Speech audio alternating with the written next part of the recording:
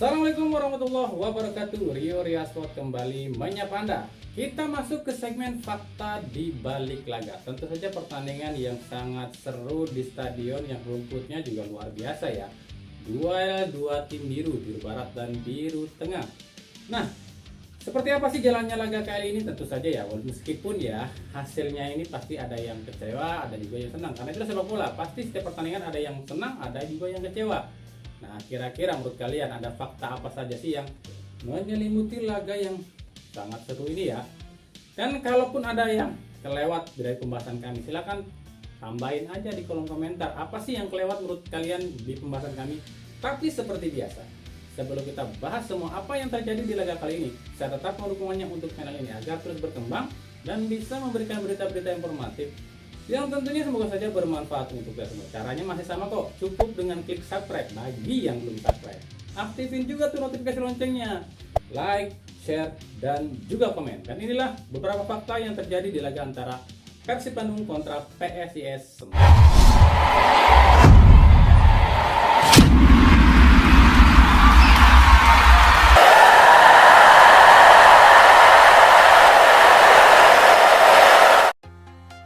Inilah beberapa fakta yang terjadi di laga antara Persib Bandung kontra PSIS Semarang. Stadion Sijalak Harupat. Ini pertama kalinya musim ini Persib main di stadion ini. Terakhir kali Persib main di stadion ini terjadi pada tahun 2020 silam. Saat itu melawan PSS Sleman yang berkesudahan dengan skor 2-1. Persib jumpa PSIS di stadion ini terjadi di tahun 2019 silam. Saat itu Persib pun unggul tipis 2-1 atas PSIS Semarang.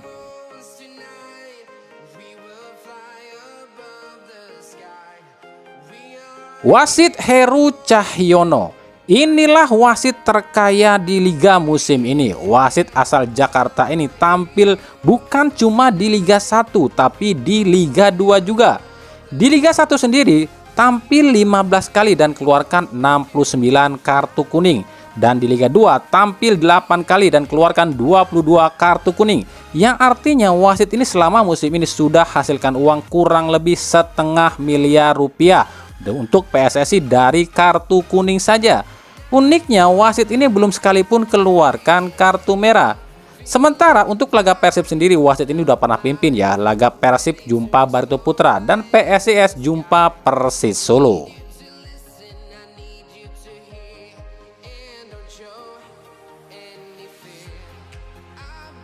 Tukeran kartu. Komdis PSSI ternyata menukar kartu merah Alberto Rodriguez dengan Nick Wipers. Terbukti di laga ini Alberto main tapi Nick absen. Cuma yang jadi pertanyaan, terus wasitnya dihukum apa enggak? Kan wasitnya yang salah. Aduh, pasti PSSI ngomong gini nih, kan wasit juga manusia. Basi.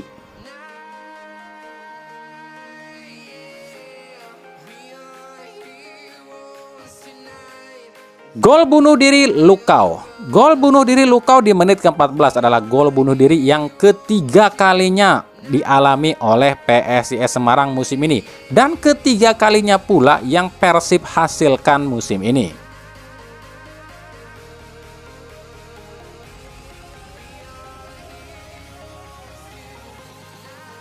Gol Stefano Beltrame. Gol Stefano Beltrame di menit ke-37 adalah gol kedua musim ini.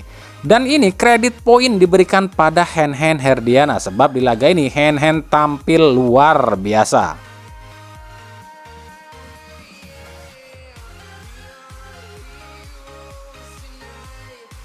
Gali Freitas versus Maklok.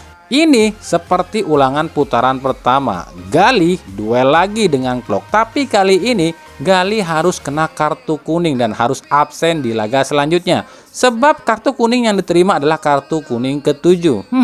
Ada apa sih Dek Gali? Kok ngotot amat ya sama Maklok?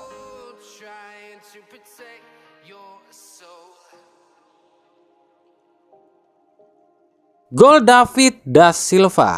Gol David da Silva di menit ke-64 adalah gol ke-16 DDS musim ini. Dan gol ke-47 selama DDS berkostum Persib.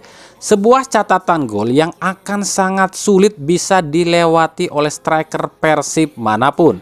Dan gol ini sekaligus menggusur posisi Gustavo Almeida sebagai top scorer sementara Liga 1 musim ini. Pertanyaannya, dengan 47 gol yang sudah dicetak DDS untuk Persib, kenapa masih ada bobotoh kardus Persib yang menghujat DDS? Otaknya pada kemana tuh? Kemenangan perdana. Ya, meskipun ini pekan ke-26, tapi bagi Persib ini kemenangan perdana setelah 5 laga nggak bisa menang. Kemenangan perdana ini pun berarti bagi Kevin Mendoza dan Stefano Beltrame, sebab sejak pertama kali didatangkan di paruh musim ini pertama kalinya dua pemain ini hadirkan kemenangan bagi Persib.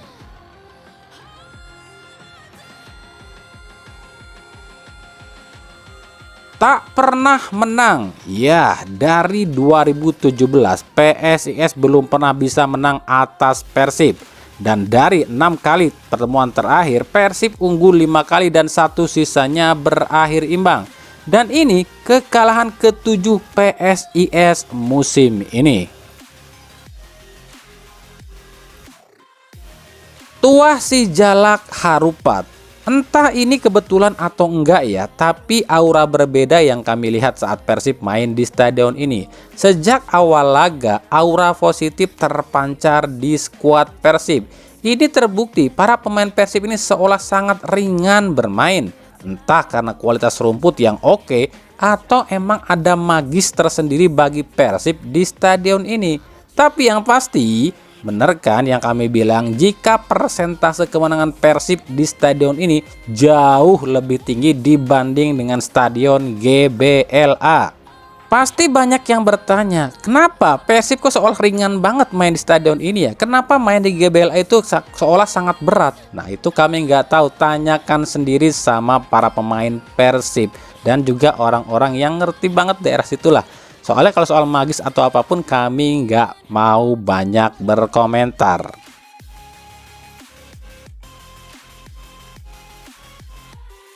Pemain paling berbahaya di laga ini adalah David da Silva di kubu Persib Bandung.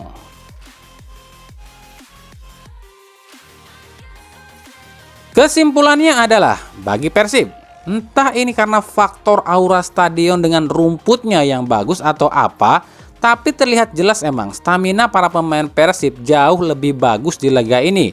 Memang sih memasuki menit ke-60-an stamina mulai kendor, tapi paling tidak performa para pemain Persib jauh lebih baik ketimbang 5 laga terakhir. Dan ini terbukti loh, para pemain Persib ini mampu mempressing para pemain PSIS. Bahkan sampai menit ke-90-an masih bisa mempressing loh. Bahkan ditariknya Dado pun yang biasanya Persib ini langsung drop, di laga ini kelihatannya nggak terlalu berpengaruh ya. Meskipun sepenglihatan kami pengaruh itu ada dan terlihat banget.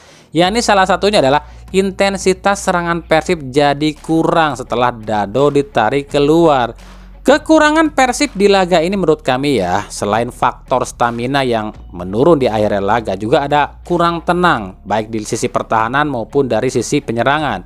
Terus juga passing yang masih sering salah dan juga ketenangan menyelesaikan peluang. Dan andai saja loh PSIS di laga ini punya striker tajam, mungkin akan lain ceritanya. Kredit poin harus diberikan pada dua pemain Persib di laga ini, yakni Henhen Herdiana dan Stefano Beltrame. Sebab 3 gol yang bersarang ke gawang PSIS diawali kreasi dari dua pemain ini. Dan untuk Stefano Beltrame sendiri kayaknya cocok deh dengan aura stadion SJH. Terbukti ya, Stefano lebih cair loh bermain di laga ini. Tapi kok justru Kevin ya yang menurun. Beberapa kali Kevin nggak lengket nangkapannya. Sementara bagi PSIS, kekurangan PSIS di laga ini jelas. PSIS nggak punya striker, jadi seolah nggak ada tujuan bola ke depan. Dan sialnya lagi, para pemain kunci PSIS pun bisa dimatikan oleh para pemain Persib. Lini tengah pun PSIS mati. Diarra dan Dewangga ini bisa dimatikan oleh Klok dan Dado. Begitu juga di sisi sayap, Taise ampun-ampunan dikantongin sama Hen-Hen. Begitu juga dengan Gali Freitas dikantongin sama Rezaldi. Nah, semua masalah tadi akhirnya memunculkan rasa frustasi. Kreativitas pun akhirnya hilang dan berkurang. Kepercayaan diri pun hancur. PSIS jelas butuh sosok ujung tombak tajam. Sementara di sisi pertahanan pun demikian. Hilangnya Ucil benar-benar terasa bagi PSIS. Bayu Fikri yang diplot sebagai pengganti beberapa kali bisa dikacangin sama Rian Kurnia dan David Da Silva. Begitu juga sama Edo maupun Rezaldi Hanusa. Gio Numberi di sisi kiri lumayan oke, tapi lawannya cuy Ciro dan Hen-Hen ya repot juga.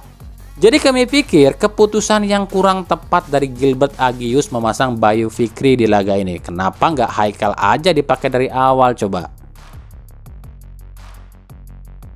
Adi Satrio, ini mungkin banyak yang belum tahu ya. Jika Adi Satrio sejak musim 2021 dari PSS Sleman ke Persik Kediri hingga sekarang ke PSIS, dia ini nggak pernah sekalipun loh nggak kebobolan kalau lawan Persib. Adi Satrio ini selalu kebobolan sama Persib dan selalu kalah loh kalau ketemu Persib. Bahkan di putaran pertama kartu merah loh dia. Ada apa ya dengan Adi Satrio kalau jumpa Persib? Man of the match, kami memilih Stefano Beltrame sebagai man of the match di laga ini. Sebab 3 gol Persib di laga ini adalah andil dari Stefano semuanya. Gol pertama bunuh diri Lukau adalah tendangan dari Stefano.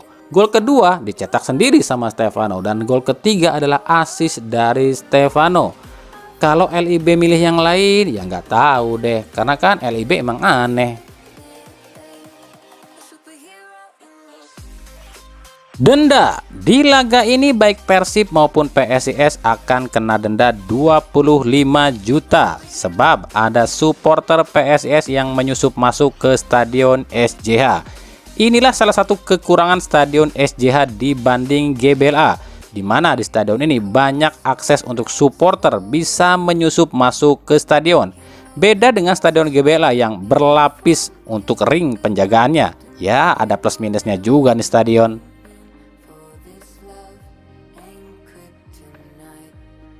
Oke, mungkin itu saja ya yang bisa kami sampaikan, yang bisa kami kulik di laga pekan ke-26 antara Persib Bandung kontra PSIS Semarang. Masih ada yang kurang? Silahkan tambahin aja di kolom komentar ya. Ikuti terus berita seputar sepak bola khususnya Liga Indonesia dan pernak-perniknya hanya di Rio Sport. Terima kasih yang telah menyaksikan video ini dan mengunjungi channel ini.